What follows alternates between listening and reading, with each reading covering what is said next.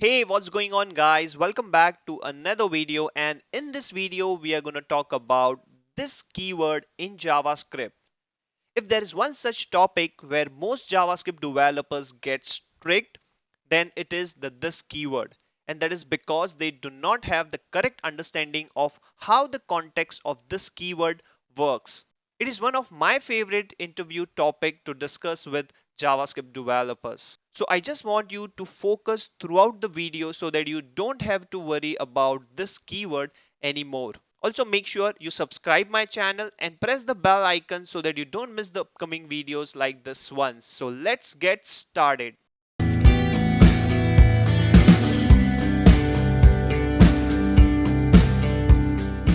Alright guys, so let's understand the context of this keyword with couple of examples. So the first example I want to show you is what is the context of this keyword if we use it outside a function, or you can say a window object or a global scope. So I'm just going to do a console.log this. And when I do it, it actually points to the window object. And that is obvious because now we are doing the console log this on a global scope. So let me add a variable to this. So what I'm going to do, I'm going to use this dot name and I'm going to go the page. And now I'm going to do a console dot log and I will console this dot name. But I will also console the window. So I'm going to do a console.log window.name this time. And the last I'm going to console the name itself. And you will see that in all the three cases, we get the same results. So that means the first one on the line number 5, this dot name will obviously be giving me the page because we have just assigned name to this dot name. But on the line number 6, if you see, the window.name is also giving me the page, and that is because we can say that this is equals to the window which we saw it on our first console. Okay, and the third, obviously the name will give me the page because if you declare any variables on a global scope, you can access them directly by the name of the variable. So in all the three cases you get the page. So we can say that when we actually use the this keyword outside a function, the context of this keyword will always be a window object. Now let's see what happens when we actually use the this keyword inside a function. So I'm just going to remove this and we are doing inside a function. All right, so I will just write a small function. So I have a function. I'm going to do a check this, and then I'm going to do a console.log this. And when I do a console log this inside a function, I need to call that function. So let me call that function. All right, and it still points to the window object. So by this time, you must have concluded that you use this keyword, whether you use it outside a function or inside a function, it's always going to point to a window object. But let me show you a third example. And this time we are going to use this keyword inside an object. So I will create a simple object person and I'm going to create the same method. Check this is, and it will be a function, and I'm going to do a console.log this. And we know that if we want to call a method which is declared on an object, then we can simply use the object dot method name. And if I do this and now we check, then this keyword context is changed. It's no longer pointing to the window object. And then where actually it is pointing? So it's pointing to the object itself. And if you want to verify that it is actually the person object, we can actually do a console.log and I'm going to console the person. So you can see that the both console logs are same. That means that this keyword, when actually you use inside an object, it actually points you to the object itself. But let me show you one more example which is actually creating a more confusion before we conclude that this keyword inside an object is always pointing to an object. But that's not the case. I will create a constant named func, and what I'm going to do, I will just assign the function check this to this constant, and now I'm going to call this func. And if I call this function, you will see the context of this is now pointing to window. So what actually this is happening, sometimes it points to the object, sometimes it points to the window. The value of this keyword is determined by the calling context, the way in which the function is called. So if you see on the first example, like the person dot check this, the callee of the method is the person, which is an object. So it is pointing to the callee.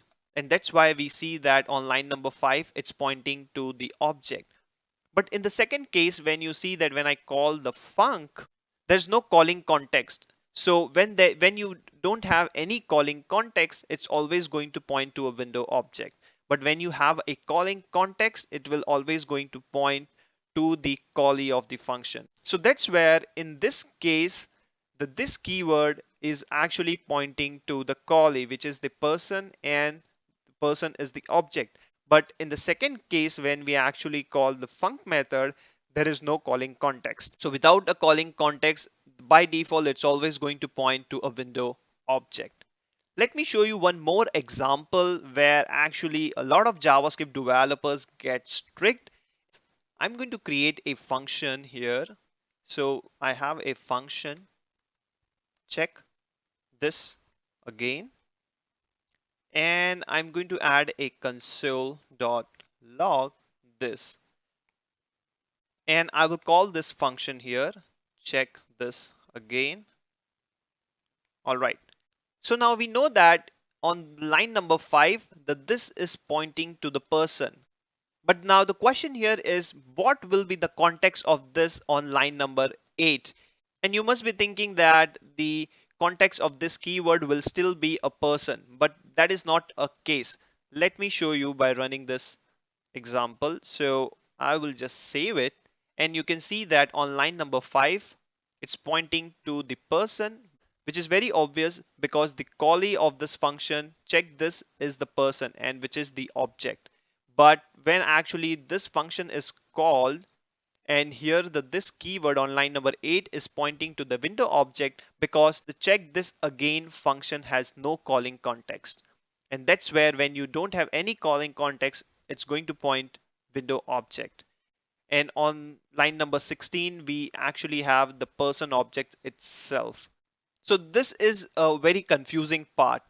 And we can verify this again, that if I write this dot name here, and if I give the page, and if you try to make a console dot log here this dot name, a lot of people will expect that this dot name will give me actually the page, but it will not give me the page, and it's going to give me an undefined, because when we access this keyword at this line, at line number 13, it actually pointing to the person object and not to the window object.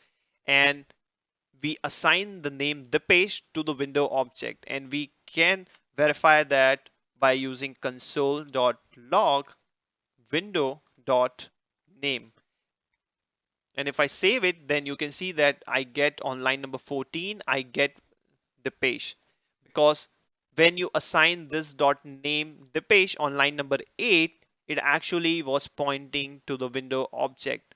But then how we stabilize the context of this, because this is obviously going to create problems when we actually build the projects, because we have to determine every time what is the value of this before we assign or before we do some operations on this keyword. So the one better way of stabilizing this keyword is using the use strict.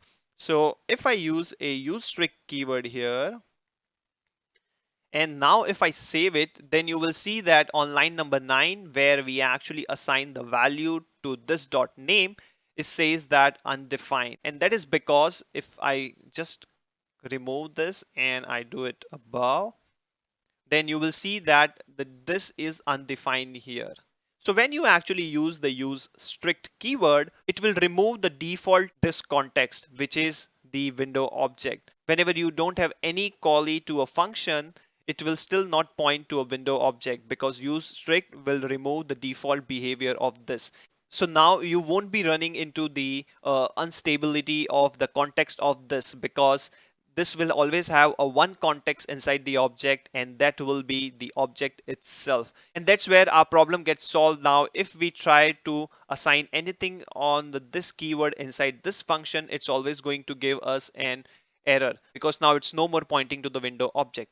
The other way of stabilizing is a lot of developers, what they use, they just create a let self and they assign this to self. And now everywhere where I'm using this, I'm going to use self. So if I use self everywhere, then you will see that I am getting the page again, because irrespective in which function you are using this keyword or what is the calling context, it will always pointing to an object. Some people uses self, some people uses VM for view model, some people uses that. So that's how you stabilize your this keyword.